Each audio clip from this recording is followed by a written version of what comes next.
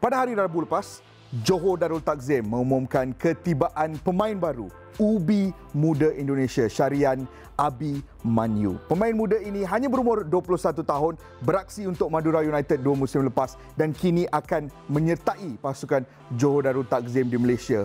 Pembelian Asia Tenggara pertama Johor Darul Takzim sejak ketibaan Haris Harun mungkin 3-4 musim lepas. Dan dalam episod Match Stats kali ini, kita akan lihat apa kualiti yang dimiliki oleh Abimanyu dan apa peluang beliau di pentas bola sepak Malaysia dan juga di pentas bola sepak Asia dalam musim-musim yang akan datang.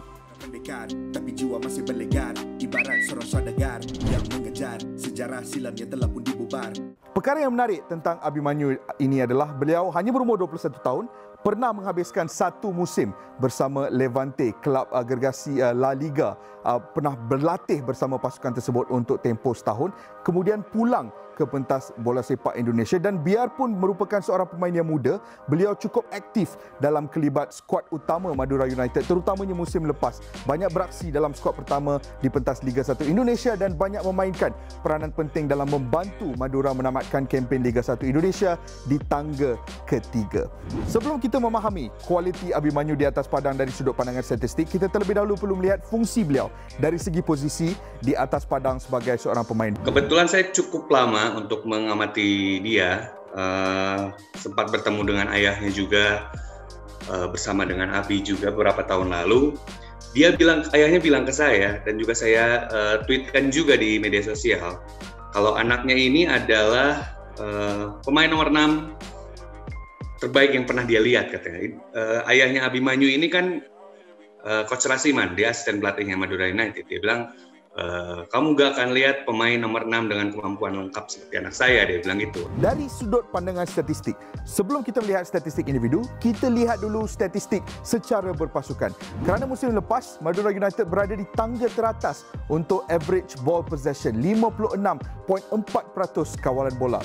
Dan yang lagi penting, mereka juga mempunyai rekod PPDA against yang begitu tinggi, 11.53 pasukan. Bermakna, mereka seringkali berjaya melakukan 11 hantaran sebelum pasukan lawan akan melakukan interception. Jadi biarpun ditekan oleh pasukan lawan, mereka selesa dalam mengekalkan bola dan dalam melakukan hantaran. Dan pemain yang memainkan peranan yang begitu penting dalam kebolehan pasukan ini mempunyai statistik sebegitu adalah Abimanyu sendiri. Kerana musim lepas, biarpun berumur 21 tahun, Abimanyu secara purata berada di tangga ketiga untuk total passes per 90 minutes. 48.55 hantaran secara purata setiap 90 minit. Lebih tinggi daripada Evan Dimas, lebih tinggi daripada Emmanuel Wanggai. Hanya dua lagi pemain yang mempunyai rekod passes per 90 minutes yang lebih tinggi daripada beliau. Tetapi apa yang menarik tentang Abimanyu sebagai seorang pemain yang beraksi di posisi nombor 6 adalah beliau adalah individu yang menggerakkan bola, yang menjadi jambatan yang menghubungkan bahagian pertahanan dan juga bahagian serangan, yang menghubungkan pemain yang beraksi di nombor 4 dan juga pemain yang beraksi di nombor 8 ataupun nombor 10. Kita lihat dari sudut pandangan ball progressions per 90 minit. Di sini juga Abimanyu berada di tangga kedua Liga 1 Indonesia musim lepas apabila melakukan ball progression sebanyak 295 meter secara purata setiap 90 minit. Hanya satu pemain saja mempunyai ball progression rate yang lebih tinggi secara purata setiap 90 minit daripada beliau.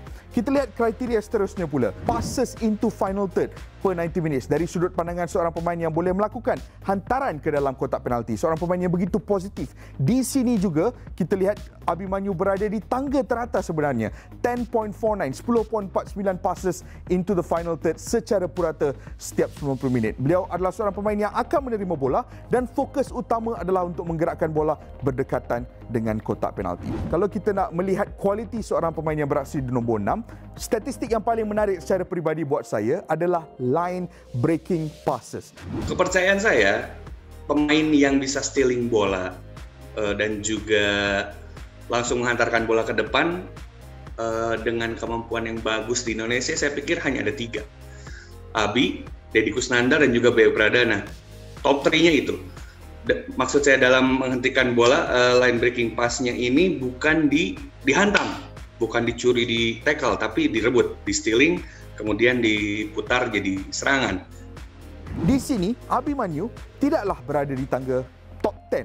Tetapi Abimanyu berada di ranking 21 di Liga 1 Indonesia. Yang penting, kita perlu lihat jumlah line breaking passes yang dilakukan oleh Abimanyu secara purata setiap 90 minit dan kita bandingkan dengan pemain-pemain yang berada di tangga teratas. Randy Erwan yang berada di tangga teratas melakukan 2.51 line breaking passes per 90 minutes. Abimanyu melakukan 1.3 line breaking passes per 90 minutes. Jadi biarpun Abimanyu berada di tangga 21, perbezaan tersebut tidak begitu jauh. Jadi Abimanyu pemain yang muda tetapi dari segi kualiti melakukan line breaking passes cukup berada di zon elite juga.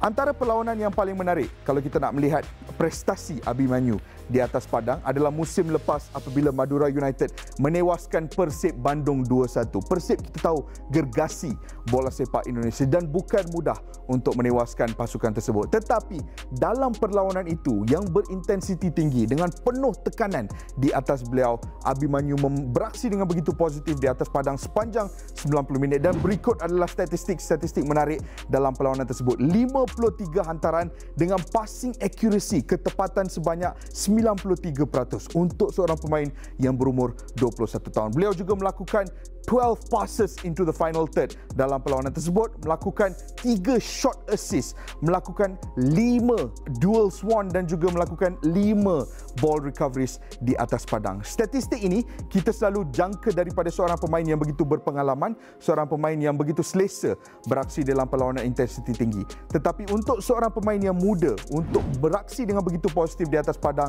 dalam membantu Madura menewaskan Persib Bandung adalah perkara yang begitu menakjubkan. Jadi cukup jelas kualiti yang dimiliki oleh Abimanyu di atas padang dan yang menariknya Tunku Ismail sendiri ada mengatakan bahawa Abimanyu tidak akan diletakkan dalam skuad JDT 2 ataupun skuad JDT utama buat masa ini.